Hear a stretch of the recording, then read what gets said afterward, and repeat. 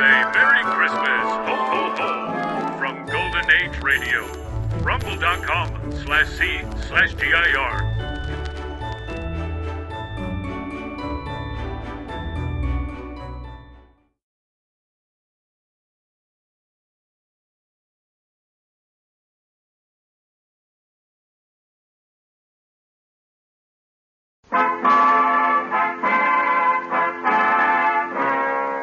Brings you The Life of Riley.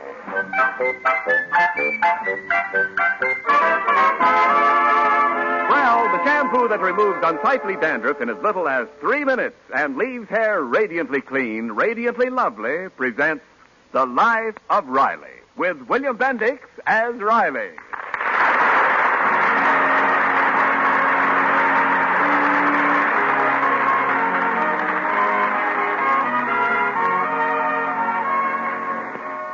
Well, Christmas Day has come and gone, and there now reposes in the Riley living room a very special gift.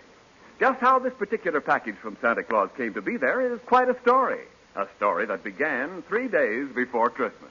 Junior, what are you going to get Mother for Christmas? Gee, I wish I knew, Babs. I'm stuck. What are you getting her? I don't know either. Mother needs so many things. What do you think, Daddy? Well, why don't you ask your mother? I think this business of surprising people with gifts is a lot of poppy rot. Huh? What is? Oh, hello, Dumpling.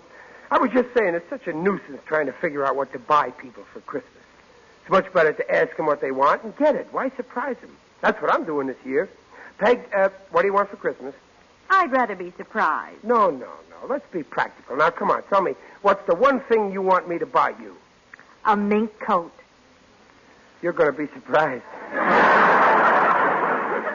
Now, I think half the fun with Christmas presents is not knowing what you're getting. Yes, Junior's right. Well, sure, it's fun, but you get such useless stuff, like last Christmas, Peg. It was very sweet of your father to surprise me, but frankly, what good is that present to me?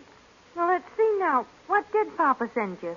Pair of wooden shoes. They're still laying in my closet. Oh, Daddy, they were shoe trees. You're supposed to put them in your shoes. Well, how'll I get my feet in? Oh, never mind that. Take Junior's gift. Now, not that I ain't touched by your thoughts, son. Oh, you mean the money clip I gave you? Yeah, what do I use that money clip for? To hold my unpaid bills. And what did you surprise me with, Peg? An alarm clock. Darn thing wakes me up every morning. Well, I'm sorry to hear my gift didn't please you. Well, I'm sorry, too, Dumpling, but you know me. I'm straight and forward. And if you were honest like me, you'd admit you didn't like the perfume I gave you last Christmas. Why, I do so like it. Well, you certainly don't use it much. You still got over a pint left. Well, Mom uses it, Pop, instead of Airwick. Oh. You can laugh, but believe me, I know what I'm talking about. We'd be much better off if we... Hey, I got a great idea. Look, instead of buying each other little gifts this year, why don't we all chip in and buy one big present for the house? Something we can all enjoy, huh? Why, Riley, that's a very sensible idea. It's a wonderful idea, Daddy. Well, I think it's great. Oh, you like the idea? Yeah, Pop. Where'd you get it? I didn't get it anywhere. It was just laying around in my head. Well, let's see. What'll we get? Oh, I'd adore a little piano. You know, a spinner. We can get a second-hand one pretty recently. No. Let's get something useful, like a new television set. Now, wait a minute. Before we decide, let's see how much money we have. Oh, yeah, that's right. Well, everybody get their money and put it right here on the table. Here. I've got mine right here. Mm-hmm. $18. Yeah, here's mine. I've got 15. Now, how about yours, Peg? Well, I don't know exactly. Well, get it. I'll give it to you later. Oh, I see. It's in your little hiding place, and you don't want me to know where it is. Oh, why, it's not there Don't at all. apologize. I'll close my eyes, and you get your $25 from behind the radio. Riley, you know I can't hide anything in this house. Well, here it is. Mm-hmm. How much we got so far? Well, let's see. 18 and 15 is 33 and 25. Comes to a total of $58. And, Daddy, you haven't even put in your money yet. Oh, yeah, that's right. With my share, it comes to, $59.50. What? Daddy, is that all you're putting in? $1.50? Oh, no, that's just all I've got on me now. I'm giving $75 when I get my Christmas bonus. Well, can't you give the money now? Well, what's the matter? Don't you trust me? Well, if you feel that way, here's an IOU. Oh, now stop worrying, Junior. Your father's good for the money. You bet I am. Why, I can name 50 people in this town who are holding my IOUs. For years. Now, how much have we got in our joint account? Well, all told, we have $133. Great. I'll go down tonight and order one of them new CAR television sets. CAR? You mean RCA. CAR stands for Chester A. Riley. I'm changing RCA around. But, dear, $133 isn't enough for a set. Well, it's enough for a down payment. We'll pay the balance in installments. Television set's all right, but I'd much rather we got a little spinet piano. Oh, yes, a piano'd be fine. A piano. You young kids with your wild modern ideas. A piano. I may be old-fashioned, but I know how to raise my children. We're getting a television set.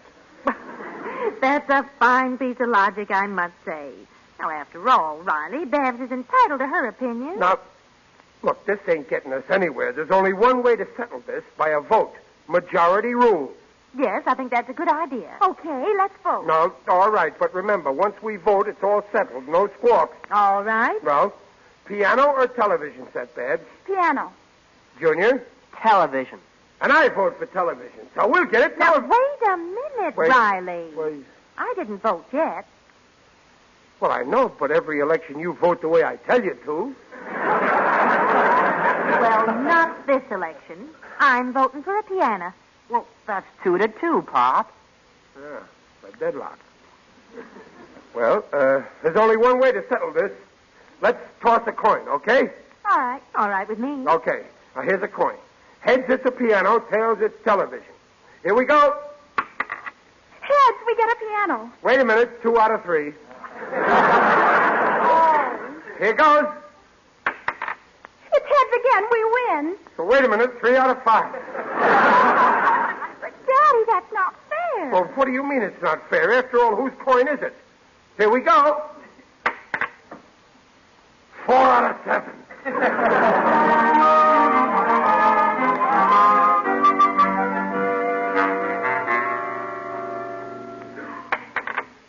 Heads again. Okay. 33 out of 67. Here goes. Hey, pay attention, will you? Well, what do you expect, Riley? You've been tossing that coin for an hour. Yeah, Pop, my back is breaking from picking it up. Now, look, Riley, if you can't give in gracefully, let's forget about the whole thing. No, it's a good idea getting one big present for the house, but everybody's got to be satisfied. But you said the toss would decide, and according to the toss, the piano won. Never mind the toss. You know I'm against gambling. We're going to vote the democratic way. That's how we'll get the television set. Oh, I've had enough of this. Babs, dear, please give me a hand with the laundry. Okay, Mother, a pleasure. Junior, listen. What, Pop? I want you to try and influence your sister. Influencer? Yeah. Oh, you mean about that television set? Yeah, you don't want a piano for Christmas, do you? Oh, gosh, no. If I want music, I can play my drums. Good. Well, then work on it. Get her to change her vote. Well, I'll try, Pop. Attaboy, and I'll sell your mother on television. Oh, you'll never get Mom to change her vote. She wants a piano. Oh, go on. I can get her to do anything. You don't know me when I turn on a charm on the opposition sex. I'm a middle-aged Charles Boyer. You start on Babs, and I'll give out with the Riley charm on your mother, huh? Well, okay, Pop. Okay. Peg? Peg? Ah, Peggy, it is so good to see you again. How are you, my little chair, Amy? Let me to kiss the tip of your beautiful ear. Now, just relax, Parkia Carcass. I want a piano. That Charles Boyer must be slipping. Now, listen, Dumplin', about this television Oh, set. please, dear, don't bother me about it now. I've got a lot of work to do. Well, okay. But just remember, if we don't get a television set, you'll be responsible for driving me to drink. I mean it. If we don't have a television set at home, I'll have to go where there is one. Mazur's Bar. They don't like you to sit there hours on end without ordering a drink. So naturally, I order. First, I order milk, then maybe root beer. But Mazur only likes men of distinction. So pretty soon, I'm ordering bourbon. I force myself to drink it. One drink leads to another. First thing you know, I got the habit. Every night I stagger home drunk. You try to stop me, of course. You take me to that club that cures drinking. You know, Alka-Seltzer Anonymous? But it's no use. I'm too far gone. Soon I'm drunk 12 hours a day. Then 24. Then 36. I start beating you. And you take advantage of my weakened condition and you fight back. Every night we're fighting in the living room. And the kids watch. Now, wouldn't it be better instead if they watched the fights on television? Well? What'd you say, dear? I wasn't listening. What did I say? I've been on a blind drunk for the last 3 minutes and you weren't listening. I'm talking about the television set. After all, I'm the head of this house, and I work hard. And I'm entitled to a little consideration. And the least you can do is... For heaven's sake, all right, get a television set. You won't stop nagging until you do. You change your vote? Yes, yes. The old charm still works. Babs, Junior, come in here. Quick, hurry. What is it, Daddy? What happened? Nothing happened. We're going to take another vote. Oh, again? Yeah, this time majority rules, definitely. Well, Babs? I'm still for the piano. Oh, you didn't change your mind? Pop, I tried to get Babs to... Well, never mind. It doesn't matter. Your mother's voting television. Mother! Yes, let's get the television set. And I'm for television, and Junior is for... I'm for a piano. Okay, that makes 3 votes for piano. Who is that boy? Junior, you're voting for a piano. You were supposed to change Babs's mind. Well, I changed his instead. Uh-oh. Well, what do we do now? It's still 2-2. Yeah, it's still a deadlock. Well, dear, it looks like your voting scheme isn't working out too well. It's hopeless. From now on, no more voting. Not until we have another kid.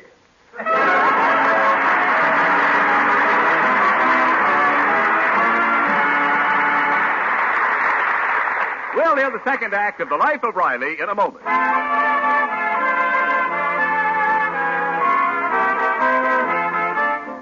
And now back to The Life of Riley with William Bendix as Riley. Well, Riley is taking his pre-Christmas troubles to his friend and neighbor, Jim Gillis.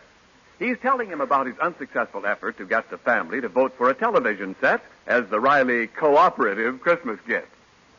And then, Gillis, I figured it was all set, so we had another vote. And you know what happened? How should I know, Riley? I ain't the kind of a guy goes around eavesdropping on his next-door neighbor. Well, anyway, it was a deadlock. It's no use taking another vote. No, you was right, Riley. The only way to settle this is have another kid.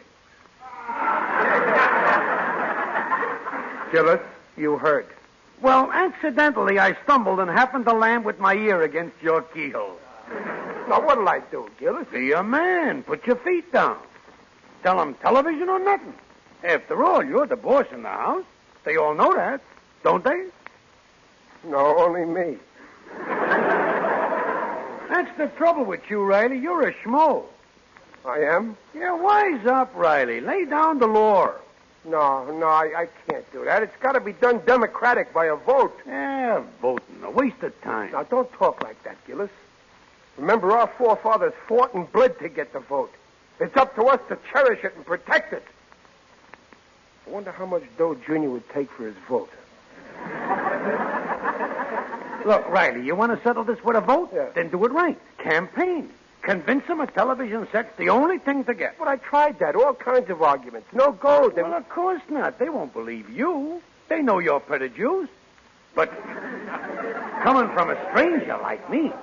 Say, that's an idea. Would you help me? Hey, pleasure. Now, here's the angle I got in my head. Uh-huh. We'll say we was watching the television in Mace's bar, and I'll give 'em a big pitch how great it was. Before I'm through, they'll be drooling. Great. And I'll back you up. Come on, Gillis, pal. They're all home now. One thing, Riley. Yeah? It'll look phony if I start the pitch right off of the bat.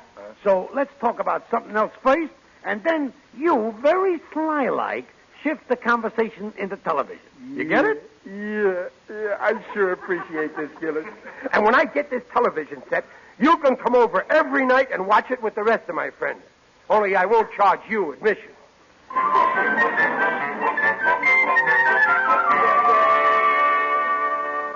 But, Mother, we do need a new piano. Oh, I know, Babs, but the one we got could last another year, and if we don't get the television set, we'll never hear the end of it. Mom's right, Babs. You know Pop when he gets steamed up in something. Well, all right, but he's such a baby. Yes, but he's the only baby in the family, so we have to humor him. We can get a piano next year. Come on in, Gillis. Let's talk a while. Don't mind if I do, Riley. Oh, there's your father now. Well, hello, Dumpling. Hiya, folks. Hiya, Pop. Hello, Gillis. Gillis. Oh, Riley, dear, about the Christmas gift. No, not now, Peg. We don't want to talk over family business in front of a perfect stranger like my best friend Gillis. He just dropped in to chew the fat a while.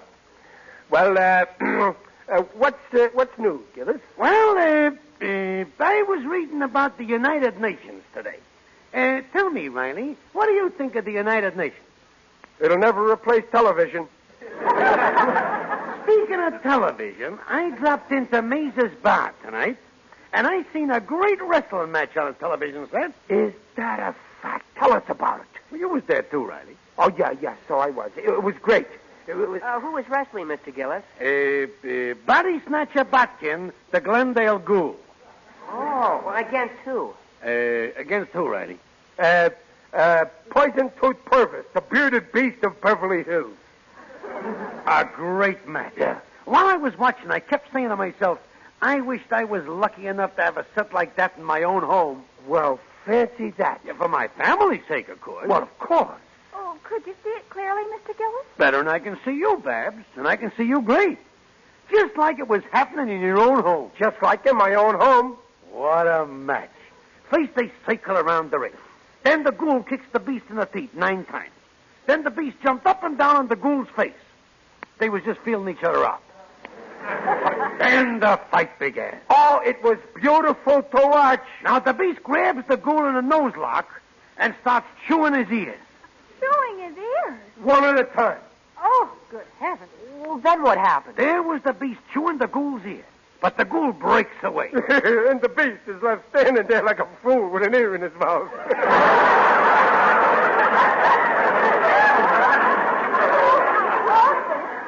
Daddy, he actually bit off his ear? Please, Babs, don't interrupt. Remember, you learn by listening. Go on, Gillis. At this point, the ghoul is beginning to be fatigued. So he grabs the beast by his beard and starts pulling the hairs out one at a time. He lost 56 hairs. Don't tell me you counted them. Television, you can see everything. Like in your own home. Yeah. Now the two wrestlers get vicious. The beast grabs the ghoul's arm and starts bending it back. Crunch! Oh. Then the beast starts swinging the ghoul around like a pinwheel. Faster. And then... Yeah, what happened? The popcorn man got in front of the camera. I couldn't see a thing. But only for a second. Yeah. Then everybody went berserk. The crowd was screaming bloody murder. The place went wild. It was a madhouse. Just like in your own home. By this time, the ring was red with blood. Yeah. And soon they're going to have television in real color. There was so much blood, it looked like a butcher shop. Except in one corner where there was so much hair, it looked like a barber shop. There's nothing like television. Nothing like it. Well, so long. I don't want to keep you folks from your supper. Hearty appetite. So long, Gillis. Drop in again sometime. We'll have another chat about the United Nations. Very intelligent fella. Well, Peg, I guess maybe now you realize what a wonderful Riley. thing a television... Riley. Well, Would you get me the spirits of ammonia from the medicine chest? well, sure, but first, how about taking a vote now on the television set? I don't want to hear that word mentioned again. Well, Peg, what's the matter with you? You heard what Gillis said. I heard what he said. And if that's the sort of thing you see on television, I don't want it in the house. I'm against it. So am I. It's sickening. Yeah, that goes for me, too, Pop. But that was just a wrestling match. There's things for all different tastes. Prize fights, bullfights. But it's 3 against 1, Daddy, so we get a piano. It's settled. It's nothing of the kind. But we took a vote. It wasn't legal. Don't forget, you and Babs are under 21, so you're too young to vote. That leaves me against your mother. And as my wife, she's got to do what I want. And I want a television set, and I'm going to get it right now. That's not fair, Riley. Gee, Pop, you call that democracy? Don't you talk to me about democracy. This is my house, and in my house, it's Rileyocracy. I'm buying what I want.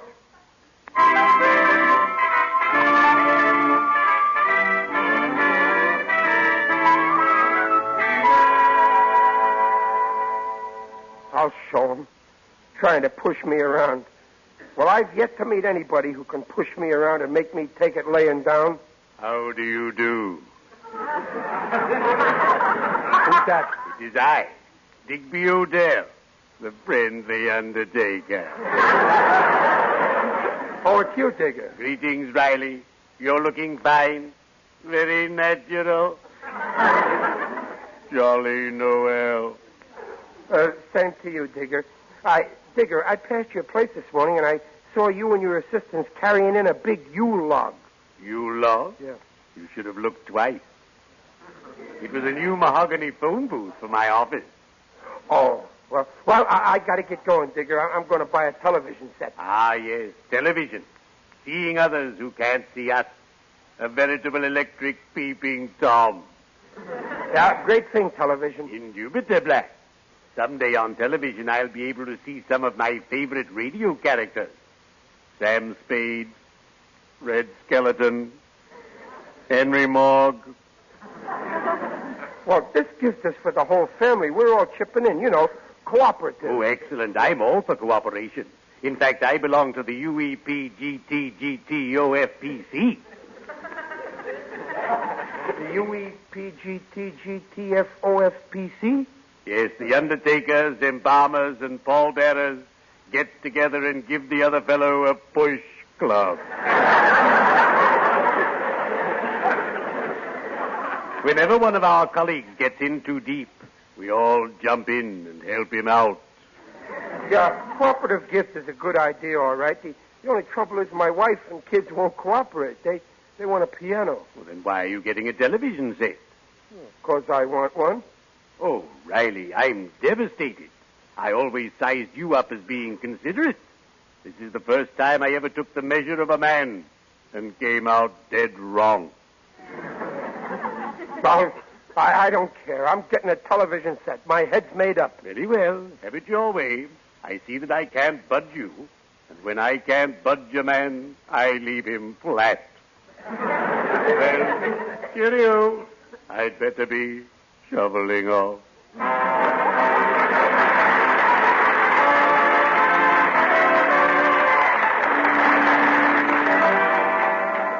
Now, please, Babs, let's not talk about it anymore. But it isn't fair, Mother. After all, some of the money's ours. Forget it, Babs. This is one time Pop's going to have his own way. Hey? Oh, now, please, children, no arguments. Well, I got it. All right, dear. I got what I wanted for Christmas. All right, dear. What kind you get, Pop? Now, first, I want to get one thing straight. We're going to vote on who is the head of this house. Babs? Well, you are, Daddy. Mm-hmm. Junior? You, Pop. Peg? You, dear, of course. And I vote for me, too. For once, it's unanimous. So what I say goes. And this gift that I bought is my decision. Is that clear? Yes, dear.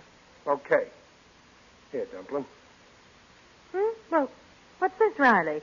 It's a gift certificate for $133. Buy whatever you want. Merry Christmas.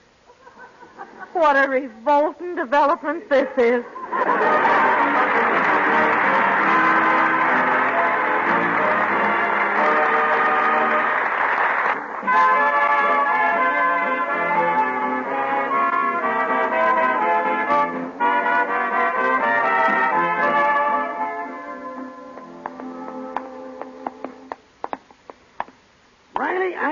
say you was a sucker giving the family a gift certificate. Yeah, I know, but I couldn't help it, Gillis. You know what they'll buy with it? A piano. I know, but I want them to be happy. Oh, we're home. You want to come in for a minute? Okay. I still think you made a mistake. What you should have done... Listen. They delivered it already. They got the piano. I'm ashamed of you. You're a disgrace to the male race. Oh, cut it out, Gillis. I done what I done, and I'm glad I done it. I wouldn't take this from him. Get in there and tell him off. In front of me. No. I'm going to make out like I'm glad they got the piano. After all, it's Christmas. Oh, so you got it? Yes, dear. Do you like it? Like it? I love it. To tell you the truth, I'd much rather have that piano than a silly television set. Only, that's the funniest piano I ever saw. All them knobs and that glass screen and... Peg, that's a television. The piano music came from the... You got me a television set. Oh, I don't deserve it.